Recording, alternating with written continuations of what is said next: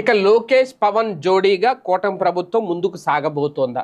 తాజాగా కేబినెట్ భేటీలో మంత్రుల సమక్షంలో లోకేష్ని పొగిడిన తీరు పవన్ కళ్యాణ్ గారు ఇప్పుడు ఒక చర్చ వస్తోంది.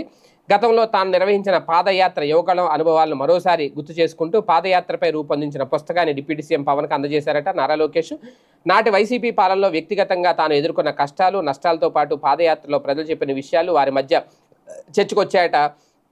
పలువురు మంత్రులు కూడా వెంటున్నారు. సచివాలయంలోని పవన్ ఛాంబర్కు వెళ్ళిన లోకేష్ను పవన్ సాదరంగా ఆహ్వానించారు. పాదయాత్ర ద్వారా ప్రజల్లో చైతన్యం తీసుకొచ్చి కూటమి విజయంలో కీలక భూమిక పోషించారు అనేది లోకేష్ని పవన్ అభినందించారు. అప్పటి అనుభవాలను కళ్ళకు కట్టినట్టు పుస్తకం తీసుకురావడంపై ప్రశంసలు కురిపించారు. అరాచక పాలన అంతమై నేటికి ఏడాది పూర్తయిందని, గత ప్రభుత్వ పీడకలను ప్రజలు ఇప్పటికీ మర్చిపోలేకపోతున్నారని పవన్ వ్యాఖ్యానించారట.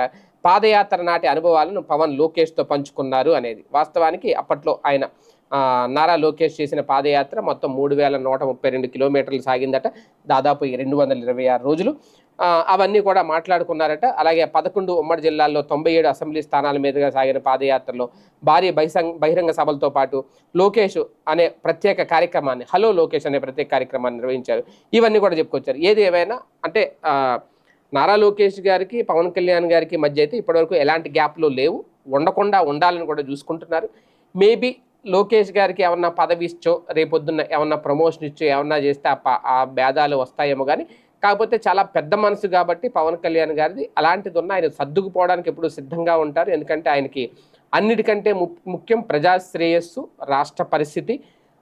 రాష్ట్రంలో ఒక అద్భుతమైన పాలన అందించాలంటే కూటమి ప్రభుత్వం ఉండాలి అని ఆయన అనుకుంటారు. కాబట్టి ఖచ్చితంగా పవన్కి లోకేష్కి మధ్య ఎలాంటి విభేదాలు రావు. ఇద్దరు కలిసిగట్టుగానే ఇక మీదట పాలన సాగించే అవకాశం ఉంటుంది భవిష్యత్తులో అనేది కూడా ఈ పరిస్థితులు చూస్తే అర్థమవుతోంది అంటున్నారు రాజకీయ పరిశీలకులు.